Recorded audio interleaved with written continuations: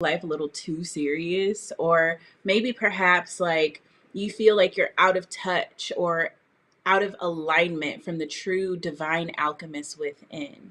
Welcome everyone to Rising Rituals with Ray. I am your lovely host, Ray, And I'm so hot. and we're your favorite spiritual couple. Ding. And I'm so thank you for joining us today. Well, thank you for having me.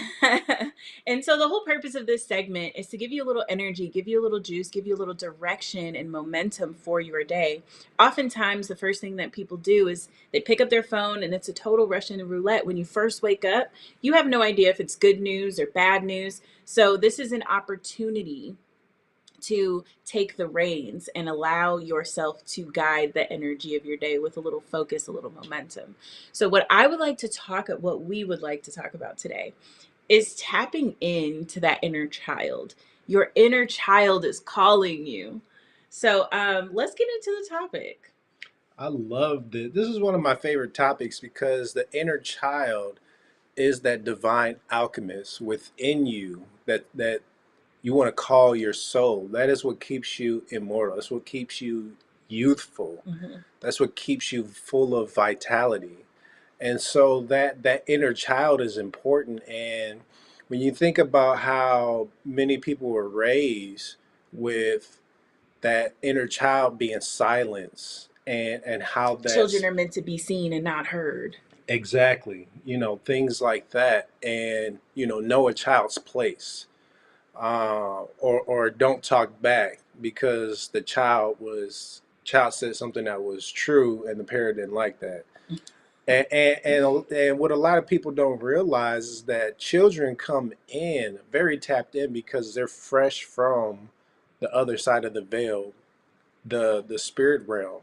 So they're remembering quite a bit from their previous expression, and they're very tapped in. So listen to that inner child and cultivate that inner child, because our inner child is very important to our imagination, and our imagination is how you can really expand your consciousness through meditation, through your rituals, and just communicating to that inner child. Like, one of the few things I love what Ray was talking about, like, don't play Russian roulette by checking your phone when you first get up. When you first get up, keep your eyes closed for a moment and recall what just happened in the dream state first and foremost.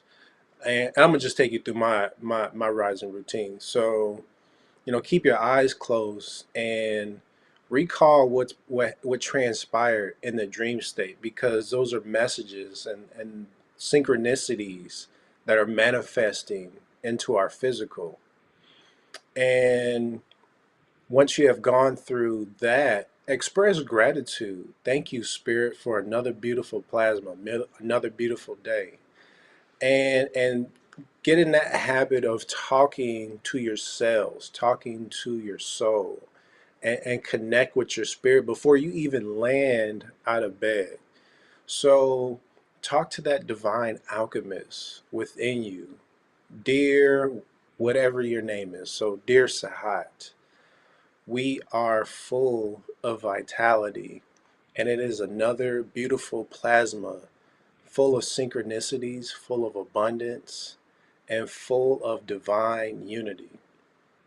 And talk to every aspect of yourself. And then when you actually get up to land, put your feet on the floor, make a circle around 7 times clockwise, and then step into that circle, and just put your arms up and give praise, and pull into what it is that you want to manifest into your physical reality.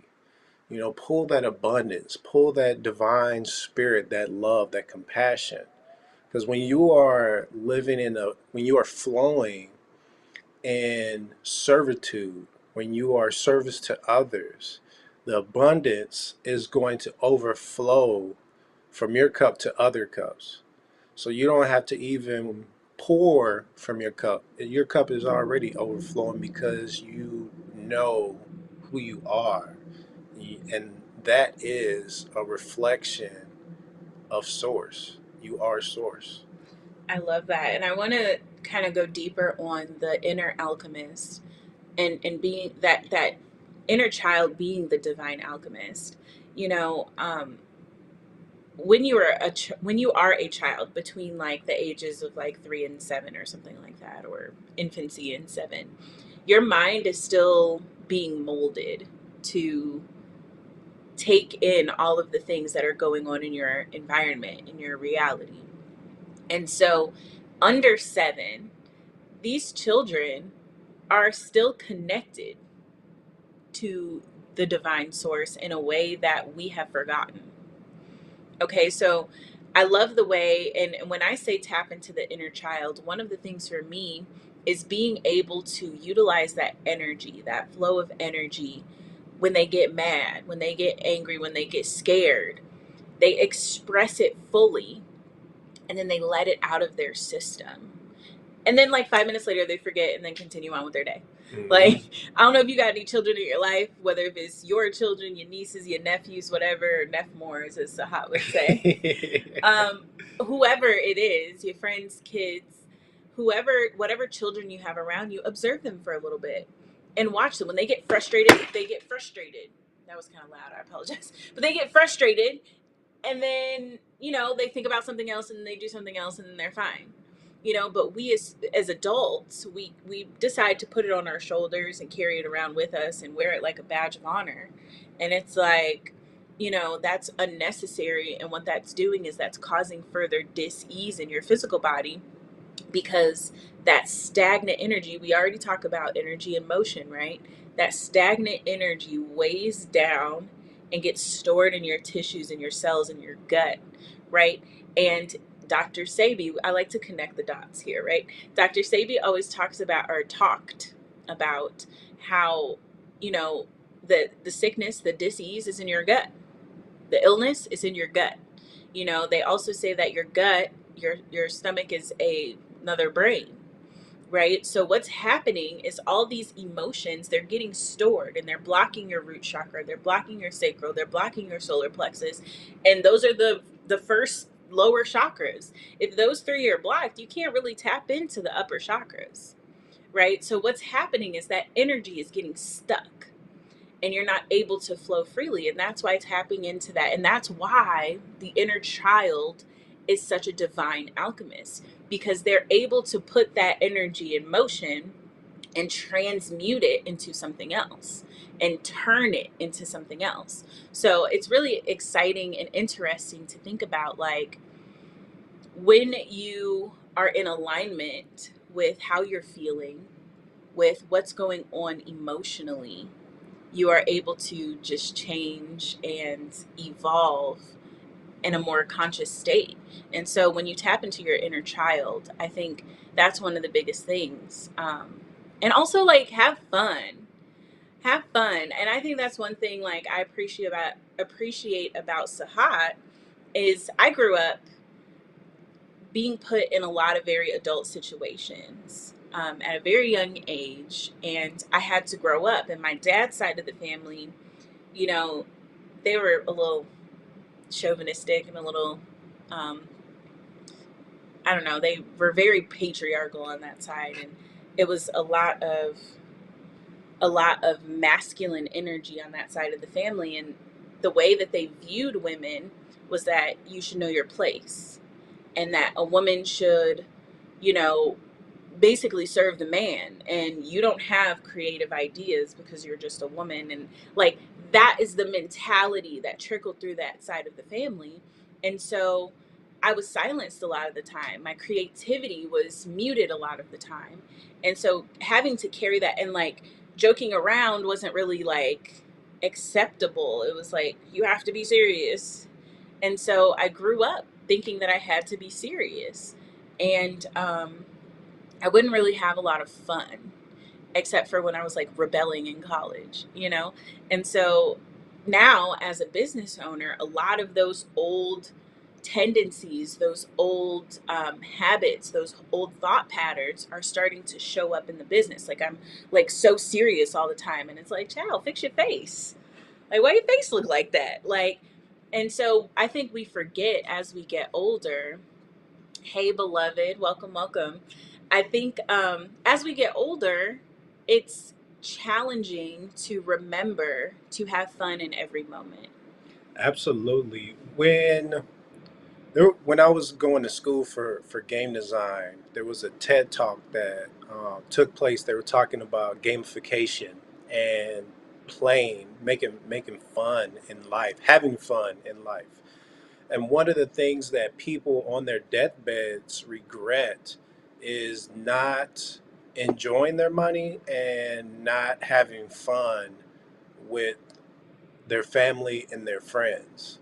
So, one of the things that we need to be reminded of, because when we, whether you own a business or whether you work a job, we got to be all super serious all the time, and you don't.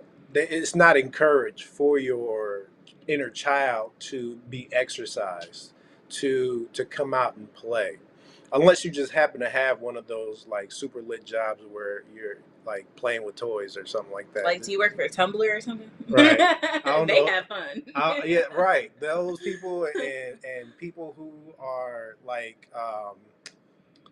testing the toys and stuff that I don't know if they still got Toys R Us. I don't know. Children be playing so many more electronic stuff. I don't know if they got as many physical games, but or physical toys. But I But bet the that people at Meta, they're having fun too. Oh yeah, playing around in video games, video game testers, yeah, because they get to go around and find bugs and stuff like that. They get to break the game.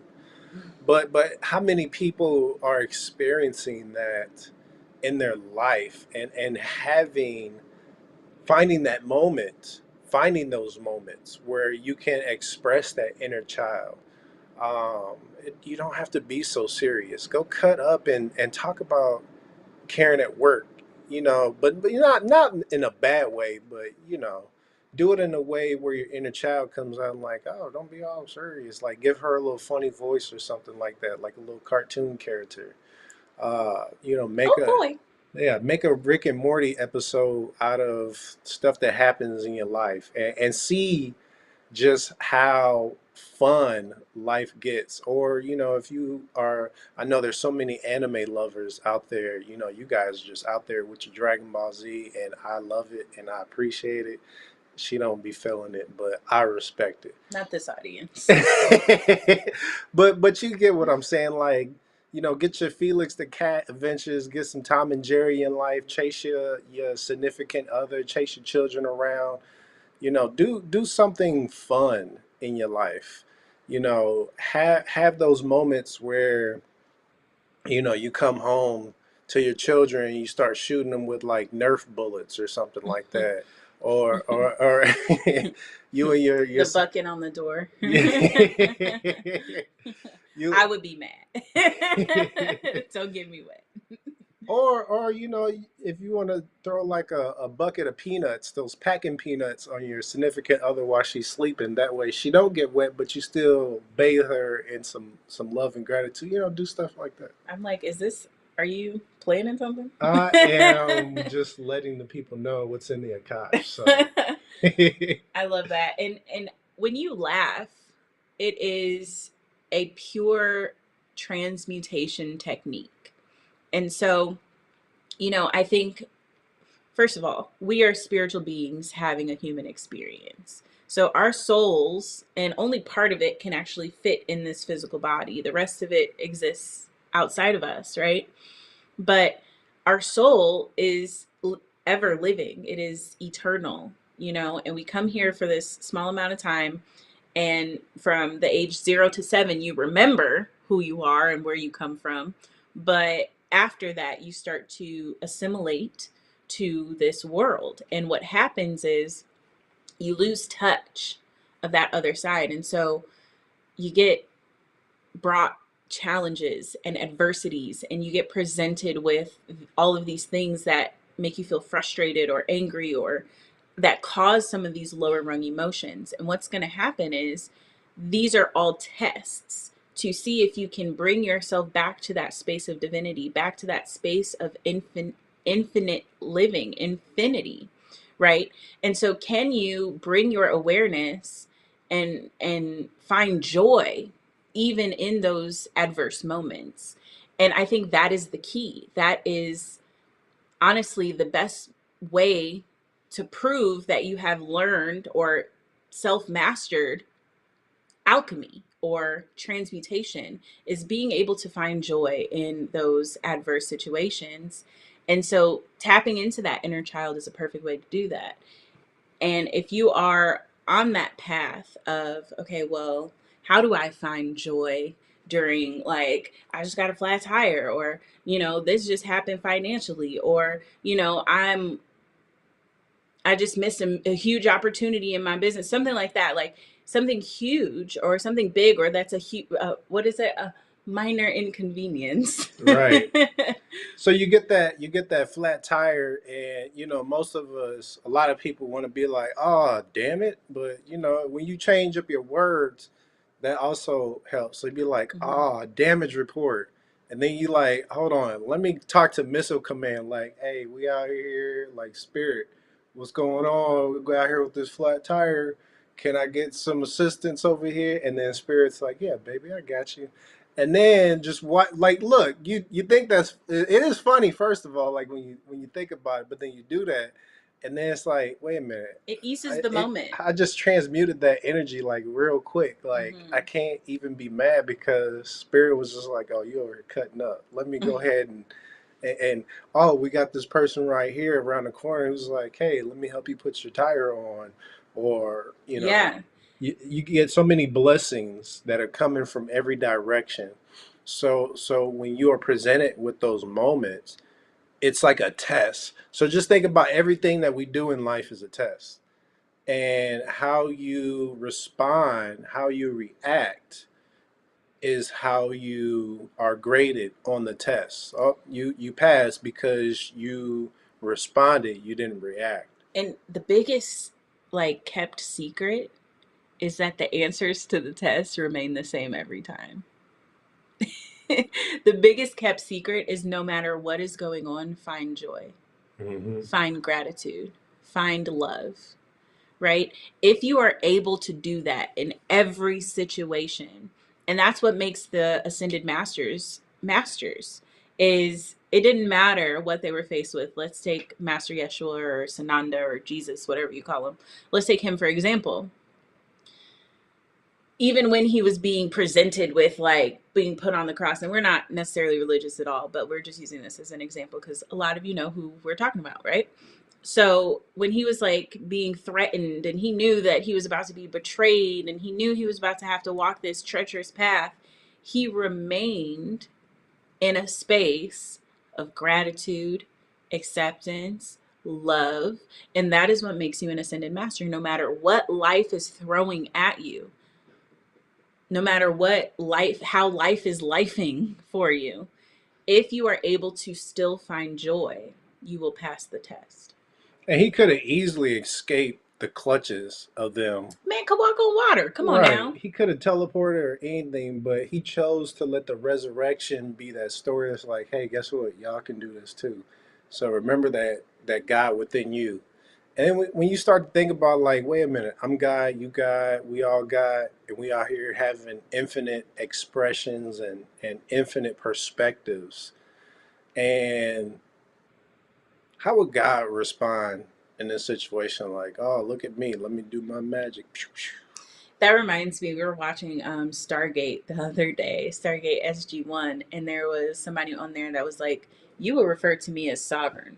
Right. Like, excuse me. You will refer to me as sovereign. And do you carry yourself that way in life? Do you carry yourself as a sovereign being? And the thing is, children do. Children do. A Fearless. child, fearless. They are everything. Like, No I'm a, filter. I'm the president, or I'm a doctor. I'm a pediatrician. I was 3 years old. I didn't know what a pediatrician was, but I wanted to be a pediatrician when I grew up. It was like, what's a yokash, little child? Like, These children will tell you the straight up truth, like, oh man, you look too old or you look too fat. Like, Oh my God, there's this video that was circulating and went viral on Instagram. There was this child, this little girl, she was eating her little french fries and her little burger. She was looking at I assume was her mother, and was like, when I grow up, I want to be skinny, not fat. And so the mother was just like, okay, well, who around you is fat? The girl took a bite, looked at her mom. Well, I'm looking at someone right now. Like, they will tell you, and that's why, kids say the darndest things, right? It's true. They're honest. They're honest. hmm They don't care about your feelings. They don't care about how you receive them, because they are sovereign. They know who they are. They're walking in truth. and they're comfortable with They're themselves. comfortable with who they are. And they don't become uncomfortable or insecure or shy, all these things, until something happens to them that makes them respond that way. hmm So bring awareness to, like, how are you responding? How are you reacting? Reaction and response are two different things, and the biggest difference is time. Reaction is an emotional, like, response after something happens, like right after something happens. But you give it a little time, you allow yourself to think about it, cognize it, and then that is a response because you're not acting out of emotion, right? So those are the only difference. But when you react and when you respond, that is the test. That is the test. Absolutely. So we have another engagement in a couple minutes. So we wanted to come on here and just deliver a lot of value for you really quick. And as we're going into this beautiful Friday, carry this childlike energy with you. As I remember, well, I want you to tell them real quick what your Fridays were like growing up and how we kind of like honor that now. Oh, so growing up, if I got good marks in life or in school, my mom would make some nachos, and then I can invite like a buddy over, and she would let me rent either. This was back in The Blockbusters. Blockbuster days, Yeah, Hollywood video days. yeah. So I could either rent two video games and a movie, or two movies and a video game, or all three. I can rent whatever three things I wanted, except for Faces of Death. My mom didn't want me watching that, and when I got older, I saw why. But I grew up on those B horror movies like Puppet Master and Demonic Toys versus Doll Man, and Goonies and Look at his inner child coming out right now. and so my mom would make the best nachos, and sometimes she'd make like chicken wings with them back when I ate meat. It was just that energy of like, oh We get shoot, to smash and we get to have fun and right. just do whatever we want to Like, do. oh shoot, we get to watch a movie and play some Mega Man or something. Like, let's take turns. Like, let's play some Street Fighter or something. So those were some good times So on the Friday. So we still. so now we honor that, and I'll just look at him and be like, it's Friday night. And like we know what that means, like let's big chill, like let's have a good time. And Let's build a fort. let's go on a date. Let's do it. Let's go on a date tonight. Yeah, let's go on a date in the fort. Okay. Okay, she's like, no, I'm a little more bougie. She's but... like, not this plasma. But ritualize your inner child because it is sacred. And one last thought before we hop off. I had a very traumatized childhood. And so one thing I had to do, and Sahat said this, like, talk to your inner child. If you are someone who has gone through a lot of trauma at a very young age, visualize, become the person that your inner child needed at the time. Like, my first memory in life was a domestic situation between my parents, and I witnessed more than I should have. And it's like literally the first thing that I can remember about being on this planet. And so that traumatized me because I was always a daddy's girl. I always craved and wanted the affection and approval of my father. So when that happened to me, it crippled my self-confidence, my self-worth, my self-love, right? And so as I got older and I began to heal that side of me, I realized like you got to talk to her. You know, you have to be the comfort that she needed in that time. And so you can do that through visualization or through meditation, or even just write your inner child a letter and be that person that they needed. Give them that love, that those hugs, hold their hand, you know, and oftentimes like I'll still even refer to her and protect her and, you know, allow her to come out sometimes, but at the end of the day, like I am in control of protecting that inner child. And it's very important, very, very important to heal that side of you, because all of that stuff that traumatized you when you were little, you're carrying it into your current relationships, into your business, into your habits, into the frame that you're thinking in. You're carrying all of that energy. So let's tap into that inner alchemist, heal the inner child, and transmute that energy so you're no longer carrying it around. I love that. Okay. I love you guys. We are a couple minutes late, but it's all right. It was divine and it was well needed. And yeah, definitely just talk to your inner child and heal your inner child. If you like this type of stuff, Sahat and myself, we created an ebook just for you about 7 biggest mistakes after your spiritual awakening. So you can just go to 7, that's the number 7, spiritualmistakes.com and get your free ebook today. We got 7 hacks on how to overcome those mistakes, and we like to over deliver. So we got a couple bonuses in there for you as well. So that's 7, the number 7, spiritualmistakes.com. Get your free ebook today. We Love love y'all. you, and we will see you on Monday. Vibrate your magnificence.